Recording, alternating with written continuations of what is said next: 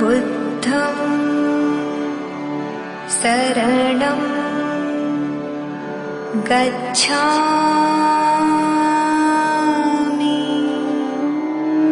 जय भीम दोस्तों, मैं रजत मौर्य आप सभी का स्वागत करता हूं बहुजन साहित्य के इस विशेष कार्यक्रम किताब पर चर्चा में, जहां हम चर्चा करते हैं बहुजन लेखकों द्वारा लिखी गई किताबें और बहुजन मुद्दों पर केंद्रित किताबों पर। वीडियो शुरू करने से पहले आप सभी से मेरा निवेदन है कि वीडियो को पूरा देखिएगा और चैनल को जरूर सब्सक्राइब कर लीजिए ताकि आने वाले सभी वीडियो का नोटिफिकेशन आप लोगों तक पहुंच सके। अगर आप लोग बहुजन साहित्य को कोई किताब डोनेट करना चाहते हैं तो उसके लिए डिस्क्रिप्शन बॉक्स में मेरा नंबर दिया हुआ है, वहां से नंबर लेकर आप मुझसे संपर्क कर सकते हैं। अगर आप लोग बहुजन साहित्य की आर्थिक मदद करना चाहते हैं, जो कि बेहद जरूरी है, उसके लिए यहाँ स्क्रीन पर मेरे अकाउंट डिटेल्स शो हो रहे होंगे, वहां से डिटेल्स लेकर आप जितनी चाहें उतनी समर्थन राशि हमें भेज सकते हैं। अगर आप लोगों ने अभी तक हमें हमारे सोशल मीडिया अकाउंट्स पर फॉलो नहीं किया है तो अभी जाकर कर लीजिए, उसके लिंक आपको नीचे डिस्क्रिप्शन बॉक्स में मिल जाएंगे। शहीद आजम भगत सिंह ने जो लेख लिखे हैं उनकी किताबों के लिंक मैं आपको नीचे डिस्क्रिप्शन बॉक्स में दे दूंगा, वहां से मंगाकर आप उन लेखों को जरूर पढ़िएगा, क्योंकि आप जब पढ़ेंगे तो आपको समझ में आएगा कि जिसको आज की डेट में भगवाधारी घोषित किया गया है, भगवाधारी प्रदर्शित किया जा रहा है, वो असल में क्या थे। दोस्तों, आज का जो माहौल है आप वहां पर देखेंगे कि कई सारे लोग ये कहते हैं कि छात्रों को राजनीति से दूर रहना चाहिए, छात्रों को राजनीति नहीं करना चाहिए। ये वो लोग भी कहते हुए नजर आते हैं जिनका खुद का वजूद, जिनका खुद का अस्तित्व छात्र राजनीति से ही निकल कर आया है, लेकिन फिर भी वो लोग चाहते हैं कि छात्र राजनीति ना करें। छात्र राजनीति के ऊपर भगत सिंह कुछ विचार रखते हैं। मुझे नहीं पता कि वो लोग जो छात्र राजनीति का विरोध करते हैं उन्होंने भगत सिंह की लेखनी को पढ़ा है या नहीं पढ़ा। अगर पढ़ा होता तो शायद वो इस तरह के कुतर्क नहीं देते, या फिर ये भी हो सकता है कि वो लोग सिर्फ अपनी राजनीति चमकाना चाहते हैं और चाहते हैं कि उनके विरोध में कोई भी स्वर न उठे, क्योंकि विरोध के स्वर अक्सर छात्रों से ही, विश्वविद्यालयों से ही निकलते हैं। विद्यार्थी जीवन और राजनीति, इस महत्वपूर्ण राजनीतिक मसले पर यह लेख जुलाई 1928 में कीर्ति में छपा था। उन दिनों अनेक नेता विद्यार्थियों को राजनीति में हिस्सा न लेने की सलाह देते थे, जिनके जवाब में यह लेख बहुत महत्वपूर्ण है। मतलब कि छात्रों को राजनीति में हिस्सा नहीं लेना चाहिए, ऐसी सलाह देने वाले लोग सिर्फ आज ही नहीं पाए जाते, ऐसे प्राणी उस समय भी पाए जाते थे। यानी कि 1928 के दौर में, भगत सिंह के दौर में, गांधी के दौर में, बाबा साहब के दौर में इस बात का बड़ा भारी शोर सुना जा रहा है कि पढ़ने वाले नौजवान विद्यार्थी राजनीतिक या पॉलिटिकल कामों में हिस्सा न लें। पंजाब सरकार की राय बिल्कुल ही न्यारी है। विद्यार्थी से कॉलेज में दाखिला होने से पहले इस आशय की शर्त पर हस्ताक्षर करवाए जाते हैं कि वे पॉलिटिकल कामों में हिस्सा नहीं लेंगे। आगे हमारा दुर्भाग्य भी लोगों की ओर से चुना हुआ मनोहर, जो अब शिक्षा मंत्री हैं, स्कूलों कॉलेजों के नाम पर एक सर्कुलर या परिपत्र भेजता है कि कोई पढ़ने या पढ़ाने वाला पॉलिटिक्स में हिस्सा न ले। कुछ दिन हुए जब लाहौर में स्टूडेंट यूनियन या विद्यार्थी सभा की ओर से विद्यार्थी सप्ताह मनाया जा रहा था। वहां भी सर अब्दुल कादर और प्रोफेसर ईश्वरचंद नंद ने इस बात पर जोर दिया कि विद्यार्थियों को पॉलिटिक्स में हिस्सा नहीं लेना चाहिए। इस पैरा को जब आप आज के दौर से रिलेट करने की कोशिश करेंगे तो आप देखेंगे कि पिछले साल जेएनयू पर हमला होता है, जामिया में किस तरह से गुंडाई होती है, और वो ऐसी गुंडाई जो कि सरकार द्वारा प्रायोजित थी। दोनों ही जगह वो सिर्फ इसलिए थी ताकि जो छात्र हैं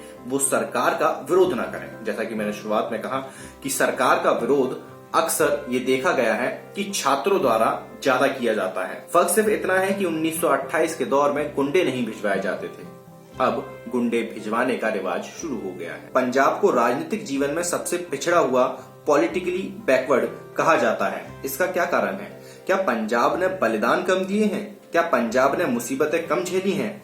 फिर क्या कारण है कि हम इस मैदान में सबसे पीछे हैं? इसका कारण स्पष्ट है कि हमारे शिक्षा विभाग के अधिकारी लोग बिल्कुल ही नासमझ हैं। आज की डेट में अगर कोई ऐसा कह दे तो उसे यूएपीए लगा के बंद कर दिया जाएगा। आज पंजाब काउंसिल की कार्रवाई पढ़कर इस बात का अच्छी तरह पता चलता है कि इसका कारण यह है कि हमारी शिक्षा निकम्मी होती है और फिजूल होती है, और विद्यार्थी युवा जगत अपने देश की बातों में कोई हिस्सा नहीं लेता। उन्हें इस संबंध में कोई भी ज्ञान नहीं होता। जब वे पढ़कर निकलते हैं तब उनमें से कुछ ही आगे पढ़ते हैं, लेकिन वे ऐसी कच्ची कच्ची बातें करते हैं कि सुनकर स्वयं ही अफसोस कर बैठ जाने के सिवाय कोई चारा नहीं होता। यहाँ पर भगत सिंह जिस बात को पॉइंट आउट कर रहे हैं वो बहुत ही ज्यादा प्रासंगिक है आज की डेट में भी, क्योंकि जो एजुकेशन सिस्टम है वो इस तरह का एजुकेशन सिस्टम आज तक फॉलो किया जा रहा है जिसमें सिर्फ बाबू बनते हैं। बाबू इन द सेंस सिर्फ हुक्म बजाने वाले लोग, कि सत्ता ने जो कह दिया उसका हुक्म बजा दिया जाए। यही तो कारण है कि पुलिस के अंदर वो कॉन्शियसनेस दिखाई नहीं देती कि अगर कोई पॉलिटिशियन कुछ गलत काम करने के लिए बोल रहा है तो वो उसका विरोध करे, क्योंकि उनकी जो पूरी ट्रेनिंग हुई है, उनका जो पूरा एजुकेशन हुआ है वो बाबुओं वाला हुआ है कि बेटा आपको ये काम दे दिया है, चुपचाप ये काम करके आओ, चू चपड़ करने की जरूरत नहीं है, बिल्कुल जैसा बोल दिया वैसा कर दो। वही एजुकेशन सिस्टम आज की डेट में भी है। आज भी यही सारी चीजें आपको देखने को मिलेंगी, क्योंकि अगर कोई व्यक्ति वाकई में पढ़ा लिखा है और बाकी में एजुकेटेड है ना, बाकी में वो ज्ञान रखता है, समझ रखता है, उसने संविधान को समझा है, संविधान में प्रदत्त जो भी अधिकार हैं उनको वो जानता है, पहचानता है, तो वो सिर्फ सत्ता की नहीं सुनेगा, वो अपनी कॉन्शियसनेस, अपनी समझ की भी सुनेगा और उसके हिसाब से एक्ट करेगा। और जब वो उस हिसाब से एक्ट करेगा तो वो सत्ता के खिलाफ भी जाएगा। लेकिन भारत में ऐसा देखने को नहीं मिलता। जिन नौजवानों को कल देश की बागडोर हाथ में लेनी है, उन्हें आज अक्कल के अंधे बनाने की कोशिश की जा रही है। इससे जो परिणाम निकलेगा वह हमें खुद ही समझ लेना चाहिए। क्या आज की डेट में ये माहौल आपको ऐसा नहीं लग रहा है कि जिन लोगों को कल की डेट में इस देश का भविष्य निर्धारित करना है, भविष्य गढ़ना है, भविष्य बनाना है, वो आज की डेट में अंधभक्त बन चुके हैं या बनने की कगार पर हैं? और जो लोग अंधभक्त नहीं बने हैं, जो लोग बाबू वाली एजुकेशन को रिजेक्ट कर देते हैं और वो अपने हिसाब से भी चीजें पढ़ते हैं, उन लोगों की जगह कहां होगी? ये चीज समझिएगा, सोचिएगा, पूछिएगा खुद से कि जो लोग विरोध कर रहे हैं, जो लोग नीतियों का विरोध कर रहे हैं, उनकी जगह कहां है आज की डेट में? फिर चाहे वो किसी भी तरह के एक्टिविस्ट हों, किसी भी तरह की छात्र संगठन से निकले हुए नेता हों, उनका क्या हश्न होता है भारत में आज की डेट में। ये सिर्फ 2014 के बाद की बात नहीं है। 2014 के बाद सिर्फ इतनी चीजें बदली हैं कि इनके अंदर की जो अग्रेसिवनेस है वो बढ़ गई है, लेकिन 2014 के पहले भी ये होता था। आप उठा के देख लीजिए भारत के जेलों के आंकड़े, वो आंकड़े आपको चीख चीख कर बताएंगे कि किस तरह उन जेलों में ठूसे गए हैं बहुजन तबके के लोग और माइनॉरिटी के लोग। और वो वही लोग होते हैं ज्यादातर जो एक्टिव होते हैं, क्योंकि सत्ता को उनसे कोई समस्या नहीं होती, जो गर्दन नीचे झुकाकर काम करते रहते हैं, जो गर्दन ऊपर उठाकर विद्रोह करते हैं, सत्ता की आंखों में वो चुभने लगते हैं। यह हम मानते हैं कि विद्यार्थियों का मुख्य काम पढ़ाई करना है, उन्हें अपना पूरा ध्यान उस ओर लगा देना चाहिए। लेकिन क्या देश की परिस्थितियों का ज्ञान और उनके सुधार सोचने की योग्यता पैदा करना उस शिक्षा में शामिल नहीं? यदि नहीं तो हम उस शिक्षा को भी निकम्मी समझते हैं। सोचिए, अगर भगत सिंह आज की डेट में होते तो वो क्या लिख रहे होते? क्या वो आज की वर्तमान शिक्षा व्यवस्था है उसका समर्थन करते? मुझे लगता है कि वो कतई ऐसा नहीं करते और विद्रोह कर देते, जो सिर्फ क्लर्की करने के लिए ही हासिल की जाए। ऐसी शिक्षा की जरूरत ही क्या है? क्लर्की मतलब जो बाबू लोग जो रहते हैं उनको गवर्नमेंट टर्म में क्लर्क बोला जाता है। कुछ ज्यादा चालाक आदमी यह कहते हैं, काका तुम पॉलिटिक्स के अनुसार पढ़ो और सोचो जरूर, लेकिन कोई व्यवहारिक हिस्सा न लेना, तुम अधिक योग्य होकर इस देश के लिए फायदेमंद साबित होंगे। लेकिन अगर देश बचेगा तभी तो हम अपने देश के लिए फायदेमंद साबित होंगे। अगर देश ही नहीं रहेगा तो फिर किसका फायदा और कैसा फायदा? बात बड़ी सुंदर लगती है, लेकिन हम इसे भी रद्द करते हैं, क्योंकि यह भी सिर्फ ऊपरी बात है। इस बात से यह स्पष्ट हो जाता है कि एक दिन विद्यार्थी एक पुस्तक appeal to the young prince Kropotkin पढ़ रहा था। एक प्रोफेसर साहब कहने लगे, यह कौन सी पुस्तक है? और यह तो किसी बंगाली का नाम जान पड़ता है। लड़का बोल पड़ा, प्रिंस क्रॉपोटकिन का नाम बड़ा प्रसिद्ध है, वे इकोनॉमिक्स के विद्वान थे। इस नाम से परिचित होना प्रत्येक प्रोफेसर के लिए बड़ा जरूरी था। प्रोफेसर की योग्यता पर लड़का हंस भी पड़ा और उसने फिर कहा, ये रूसी सज्जन है। बस रूसी, कहकर टूट पड़ा। प्रोफेसर ने कहा कि तुम बोल्शेविक हो क्योंकि तुम पॉलिटिकल पुस्तकें पढ़ते हो। देखिए आप प्रोफेसर की योग्यता। अब उन बेचारे विद्यार्थियों को उनसे क्या सीखना है? ऐसी स्थिति में वे नौजवान क्या सीख सकते हैं? दूसरी बात यह है कि व्यवहारिक राजनीति क्या होती है। महात्मा गांधी, जवाहरलाल नेहरू और सुभाष चंद्र बोस का स्वागत करना और भाषण सुनना तो हुई व्यवहारिक राजनीति, पर कमीशन या वायसराय का स्वागत करना क्या हुआ? क्या वो पॉलिटिक्स का दूसरा पहलू नहीं? सरकारों और देशों के प्रबंध से संबंधित कोई भी बात पॉलिटिक्स के मैदान में ही गिनी जाएगी, तो फिर यह भी पॉलिटिक्स हुई कि नहीं? कहा जाए कि इससे सरकार खुश होती है और दूसरी से नाराज, फिर सवाल तो सरकार की खुशी या नाराजगी का हुआ। क्या विद्यार्थियों को जन्मते ही खुशामद का पाठ पढ़ाया जाना चाहिए?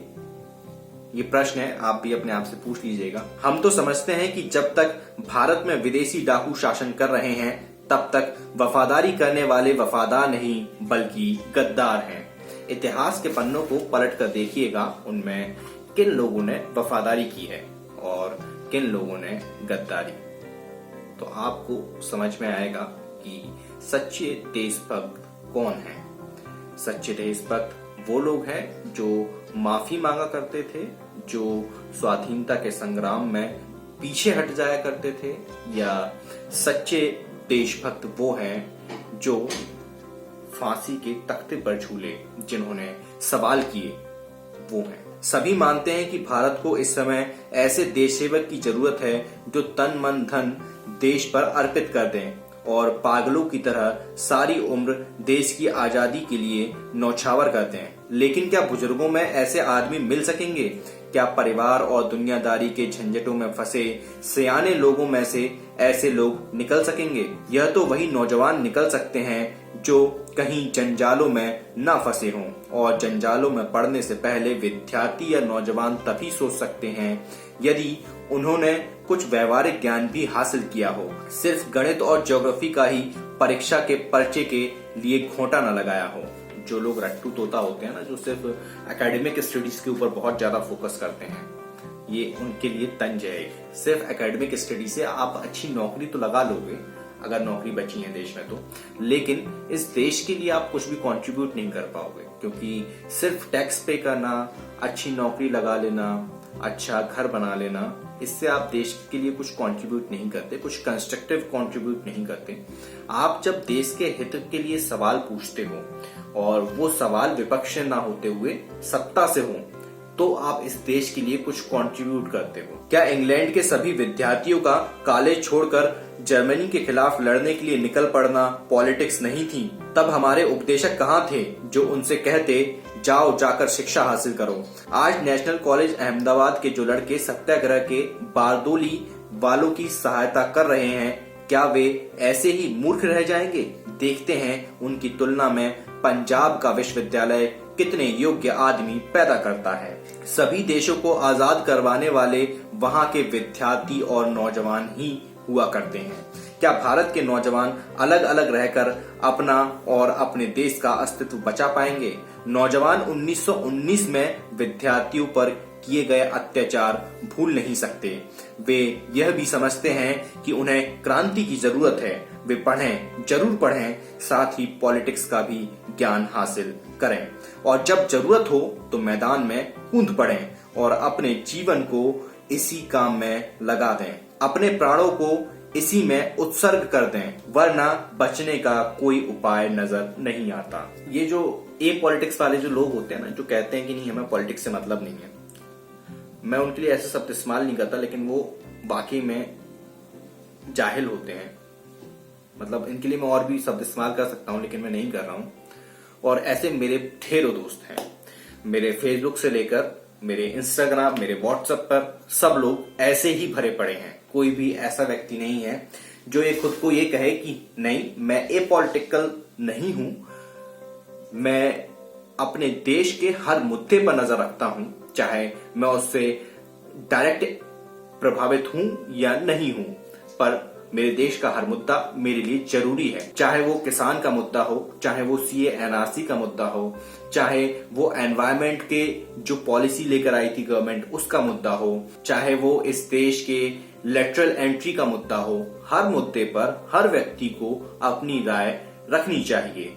भले ही कुछ लोग उससे सहमत होते हैं या नहीं होते हैं, इस बात से फर्क नहीं पड़ता, लेकिन आप जिंदा हो इस बात का सबूत आपको देना पड़ेगा, आपको देना चाहिए, क्योंकि मुर्दा लोगों को कोई फर्क नहीं पड़ता। यहाँ पर मैं एक और चीज जोड़ना चाहूंगा कि जो एक जानवर होता है वो भी खाता है, पीता है, बच्चे पैदा करता है, सेक्स करता है और जो टॉयलेट जाता है, पॉटी करता है, अपने बच्चों के लिए खाने का इंतजाम भी करता है, वही काम जो ए पॉलिटिक्स वाले जो लोग होते हैं ना, वही काम वो भी करते हैं जो जानवर करते हैं। तो उनमें और जानवरों में बहुत ज्यादा अंतर मुझे दिखाई नहीं देता। ये बहुत हार्श कमेंट मैं कर रहा हूं, लेकिन इस चीज को समझिएगा, जिनको अपने देश से मतलब नहीं, जिनको समाज से मतलब नहीं, वो क्या है, क्योंकि एक इंसान और जानवर में क्या फर्क होता है। एक जानवर जो होता है वो केवल अपने बारे में सोचता है, एक इंसान जो होता है वो सबके बारे में सोचता है, क्योंकि प्रकृति ने ऐसा सोचने की काबिलियत उसे दी है।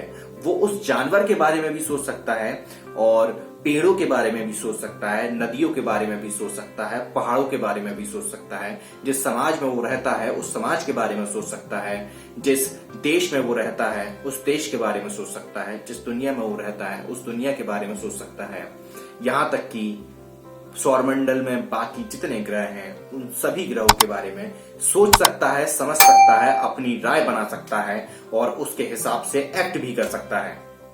तो जितने भी ए पॉलिटिक्स वाले जो लोग हैं वो भगत सिंह की इस किताब को जरूर पढ़िएगा, भगत सिंह के इस लेख को जरूर पढ़िएगा, तो शायद आपके दिमाग पे जो ताले पड़े हैं वो शायद थोड़े से खुल जाएं। उम्मीद करता हूं इस वीडियो से आपको कुछ सीखने को, कुछ समझने को मिला होगा। वीडियो कैसा लगा नीचे कमेंट करके जरूर बताइएगा। ठीक लगा हो तो वीडियो को शेयर कीजिए, लाइक कीजिए, कमेंट कीजिए। मैं रजत मौर्य मिलता हूं आपसे अगले वीडियो में फिर किसी किताब के साथ। तब तक अपना और अपनों का ध्यान रखें, पढ़ने की आदत को विकसित करें, क्योंकि बढ़ेगा इंडिया तभी तो बढ़ेगा इंडिया। जय भीम, जय भारत, जय संविधान, जय जोहार।